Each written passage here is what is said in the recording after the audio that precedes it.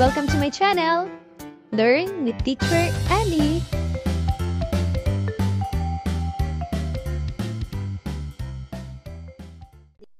Matatag Curriculum, EPP, Family Consumer Science, Grade 4, Quarter 3, Week 4. At ang ating tatalakayin ay tungkol sa mga kagamitan at consumables sa paghuhugas ng pinaglutuan at pinagkainan, at mga hakbang sa paghuhugas ng pinaglutuan at pinagkainan. Pamantayang pangnilalaman. Ang mga mag-aaral ay naipapamalas ang pag-unawa sa mga tungkuling pangtahanan. Pamantayan sa pagganap. Ang mga mag-aaral ay naisasagawa ang mga gawaing pantahanan ng may pag-iingat. Kasanayang pampagkatuto. Una, natutukoy ang mga kagamitan at consumables sa paghuhugas ng pinaglutuan at pinagkainan. At pangalawa, na isasagawa ang mga hakbang sa paghuhugas ng pinaglutuan at pinagkainan ng may pag-iingat. Day 1. Mga bata, pagmasdan mabuti ang larawan ng rice cooker at kaldero.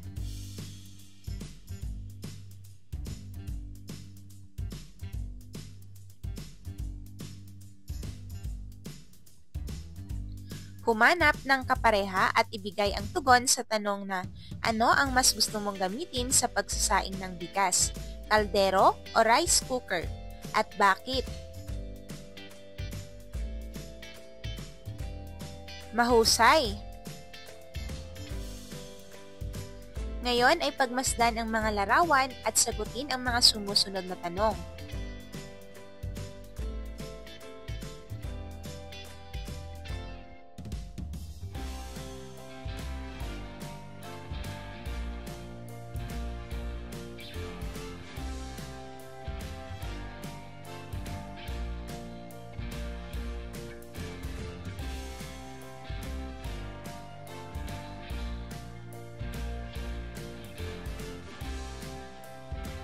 Mga bata, ano-ano ang ipinapakita sa mga larawan?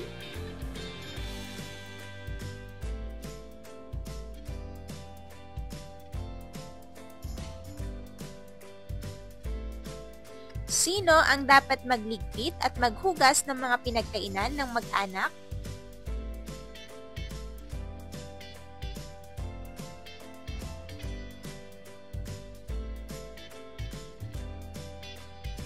Bakit dapat iligpit at hugasan kagad ang mga pinagkainan pagkatapos kumain?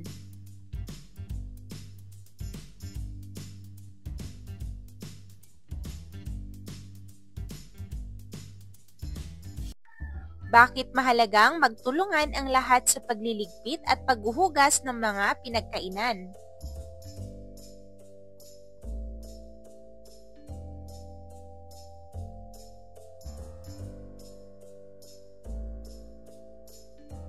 Mahusay mga bata! Ngayon, isusulat ng guro ang mga sumusunod na salita sa pisara o sa Manila paper.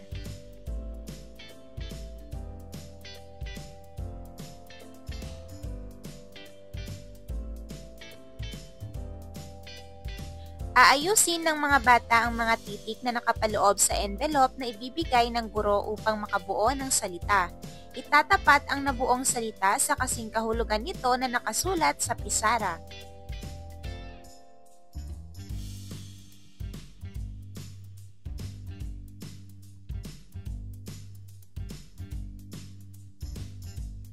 Ating talakayin ang mga kagamitan at consumables sa paghuhugas ng pinaglutuan at pinagkainan.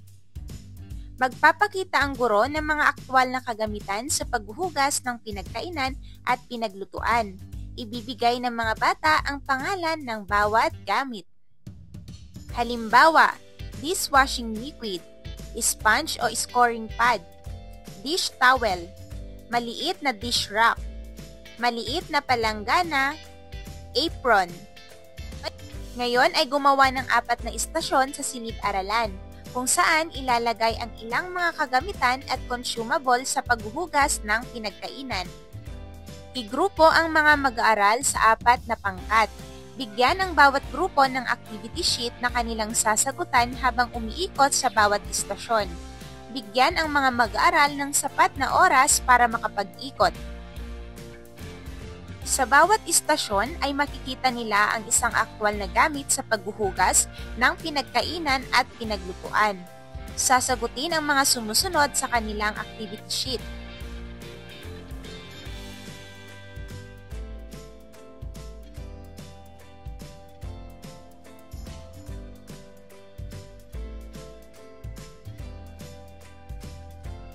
Mahusay mga bata! Piliin ang titik ng tamang sagot mula sa pagpipilian at isulat sa iyong sagutang papel.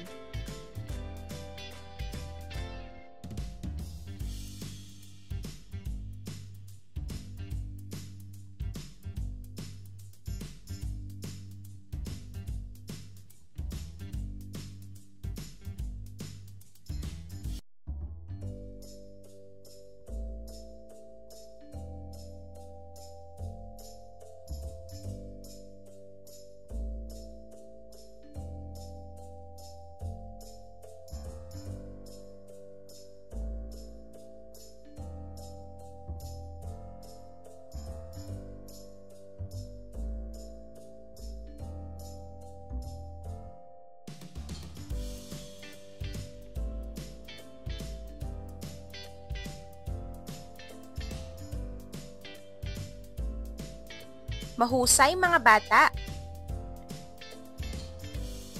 Bilang pagsasabuhay sa natutunan sa araling ito, sabihin sa iyong nanay, tatay, lola, lolo o kasama sa bahay na gusto mong magpatalaga na maghuhugas at magliligpit ng pinagkainan at pinaglutuan tuwing agahan, tanghalian, hapunan. Pumili ng isa sa schedule na gusto o akma sa iyo. Papirmahan sa magulang ang kasunduan sa loob ng 1 linggo.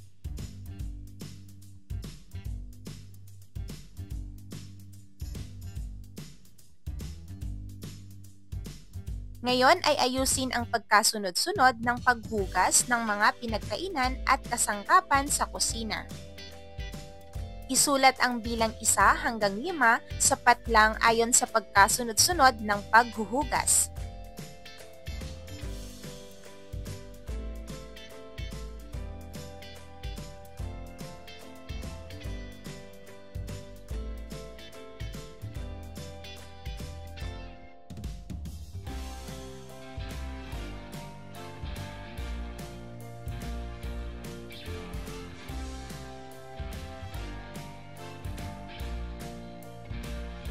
Day 2. Itala ang mga gawaing nakatakda sa iyo na ginagawa mo ng kusa. Isulat ang sagot sa sagutang papel.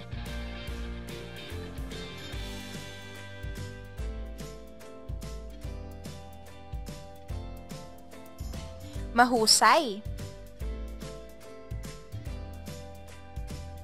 Ating talakayin ang mga kagamitan at consumables sa paghuhugas ng pinaglutuan at pinagkainan. Una ay ang dishwashing liquid o paste. Ito ay consumable na ginagamit para linisin ang mga pinggan, kobyertos at iba pang kagamitan. Karaniwan, ito ay may pabango at antibacterial properties. Pangalawa, palanggana. Ito ay ginagamit sa pagbubulto na lalagyan ng mga kasangkapang huhugasan.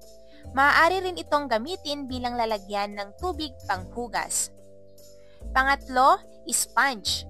Ito ay gamit para linisin ang mga pinggan, kaserola at iba pang kagamitan. Ang isang bahagi ng sponge ay karaniwang abrasive para sa pag-aalis ng matindi o matigas na dumi. Pang-apat, scouring pad. Ito ay ginagamit para linisin ang mga lutuan, kawali at iba pang kagamitang kusina na may matitigas na natirang pagkain o labis na langis. Pang-5, dish rack or drainer. Ito ay ginagamit para itabi o iayos ang mga pinggan, baso at kubyertos pagkatapos hugasan. Dito unang pinapatuyo o pinapatiktik ang tubig ng mga hinugasan na kagamitan. Pang-6, kitchen towels o tuwalya. Ang tuwalya ay ginagamit para patuyuin ang mga kamay, linisin ang lababo, o punasan ang mga kagamitan. Maaaring ito ay disposable o washable. At pangpito, ang apron. Ang apron ay karaniwang ginagamit upang mapanatili ang kalinisan at proteksyon ng katawan at damit mula sa anumang mga likido, dumi o mantika habang nagtatrabaho sa kusina. Ngayon ay papangkatin ang mga mag-aaral at sila ay magsasagawa ng return demonstration sa paghuhugas ng pinaglutuan at pinagkainan. Narito ang mga panuto. Una, bumuo ng triad para sa gawain ito. Pangalawa, ihanda ang mga kagamitan at consumables sa paghuhugas. Pangatlo, isagawa ang wastong hakbang sa paghuhugas ng pinagkainan at pinaglutuan. Pang-apat, gamitin ang scorecard bilang gabay sa gawain ito.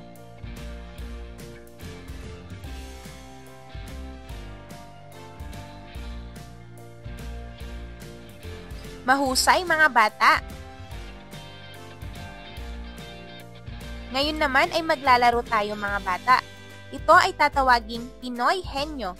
Hatiin ang klase sa 3 pangkat. Mamimili ang pangkat ng isang miyembro na siyang uupo sa harap ng pangkat at huhulaan ang salitang nakasulat sa papel at nakadikit sa kanyang noo. Tutulungan siya ng pangkat sa pamamagitan ng pagtugon sa kanyang mga tanong ng oo, hindi, at pwede hanggang mahulaan niya ang salita sa loob ng inilaang oras. Narito ang mga salitang maaaring hulaan na nakasulat sa papel na may kaugnayan sa aralin.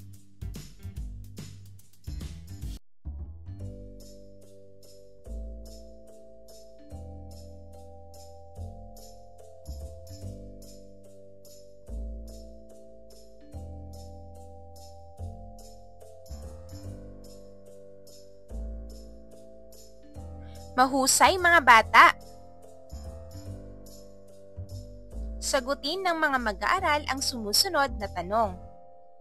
Anong kagamitan ang dapat unang huhugasan? Pangalawa, pangatlo, at iba pa?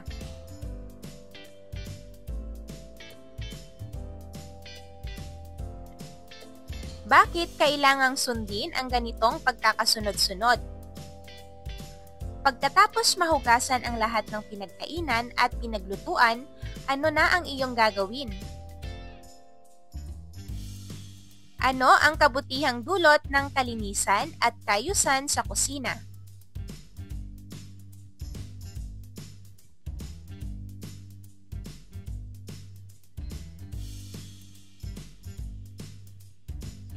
Day 3. Magtala ng mga gawaing nagpapakita ng wastong paglilinis at pagliligpit sa hapagkainan. Isulat ang sagot sa sagutang papel.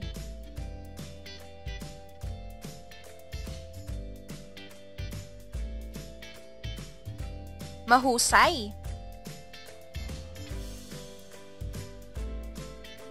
Ngayon ay buuin ang talata sa pamamagitan ng pagsulat ng angkop na salita upang mabuo ang talata.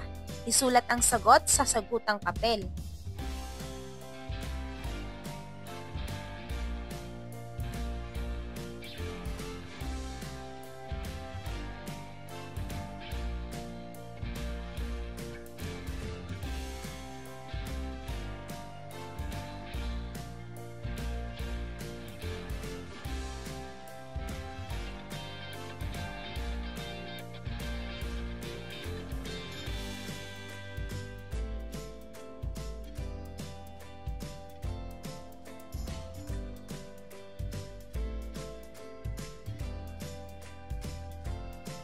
Mahusay mga bata! Ating talakayin ang mga hakbang sa paghuhugas ng pinaglutuan at pinagkainan. Una, simulan ang paghuhugas ng pinagkainan sa mas malinis na kasangkapan. Ilagay ang mga huhugasang pinagkainan sa dakong kanan ng lababo ayon sa pagkasunod-sunod.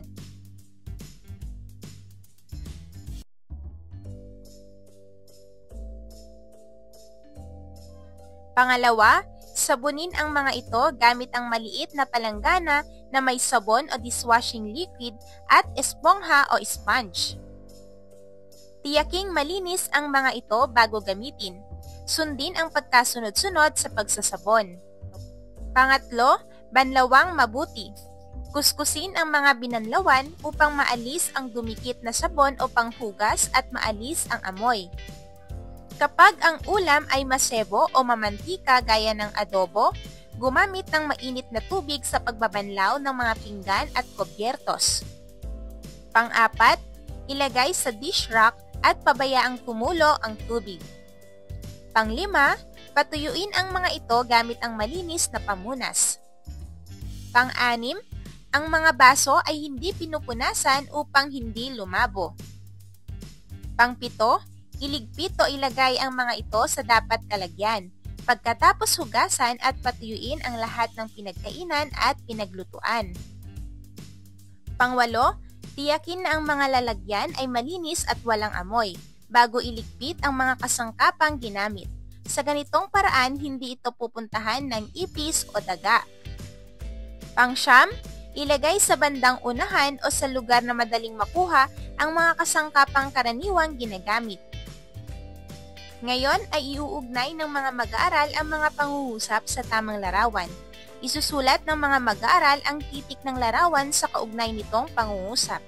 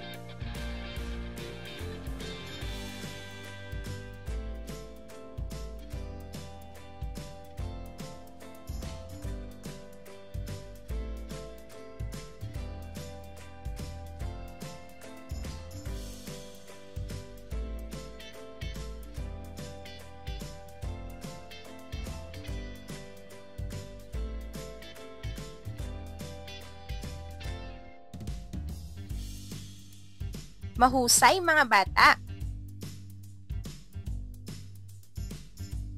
Ano ang iyong naging damdamin sa pagsasagawa ng gawaing ito?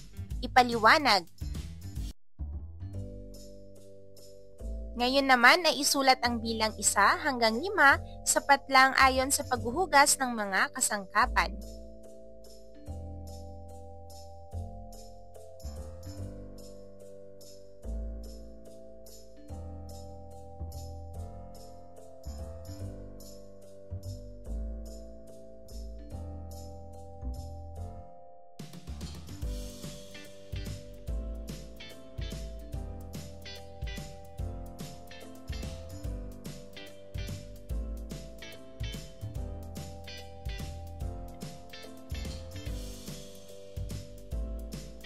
Mga bata, narito naman ang inyong takdang aralin. Sagutin ang mga tanong. Una, bakit inuunang hugasan ang mga baso, tasa at kutsara?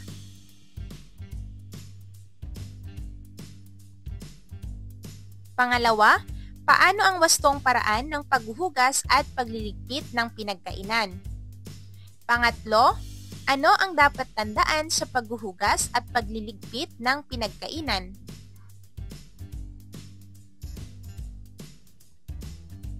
Day 4.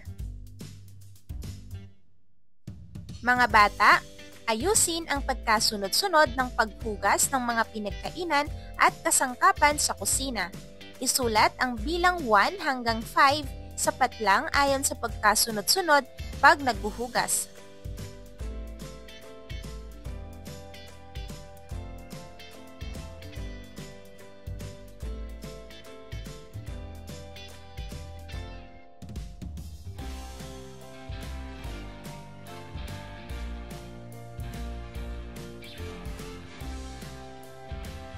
Mahusay mga bata! Ating talakayin ang mga hakbang sa paghuhugas ng pinaglutuan at pinagkainan. Mga bata, Basahin ang kwento sa ibaba at pagkatapos ay sagutin ang mga katanungan.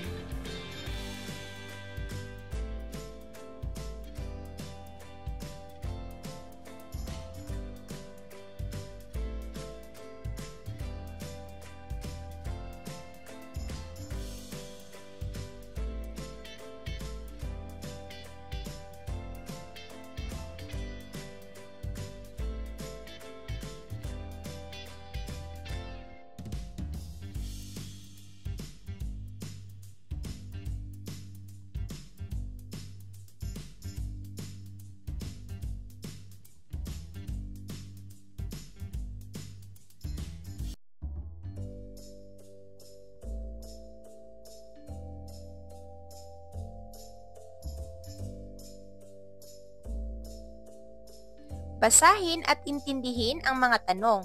Isulat ang titik ng tamang sagot sa iyong sagutang papel.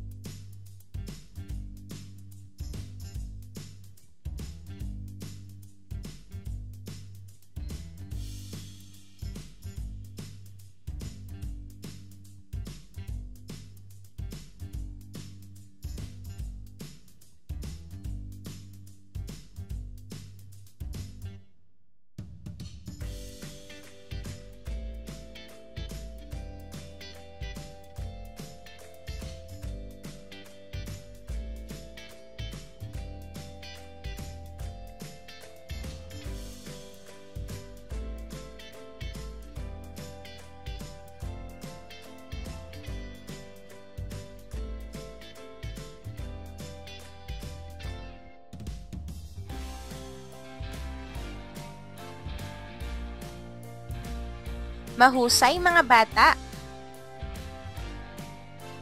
Ngayon naman ay isulat ang tama kung ang larawan ay nagpapakita ng kagandahang asal sa hapagkainan at mali naman kung hindi.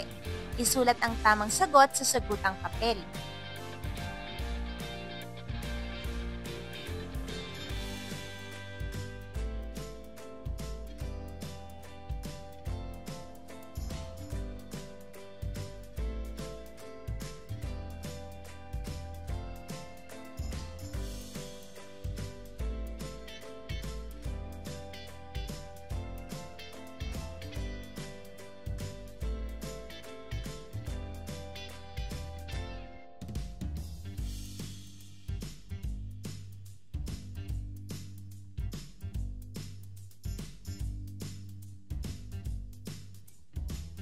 Mahusay mga bata! Isulat ang tama kung ang pangungusap ay wasto at mali kung ang pangungusap ay hindi wasto. Isulat ang sagot sa iyong sagutang papel.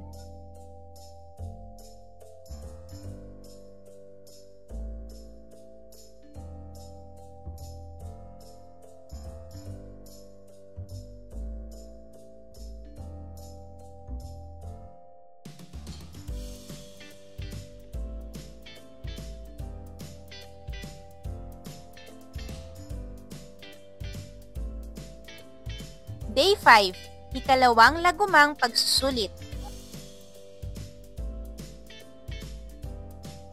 Mahusay mga bata! End of week 4. Thank you for watching! Also, don't forget to like, share, subscribe, and click the notification bell for you to be updated on our latest videos. See you on our next lesson. Goodbye!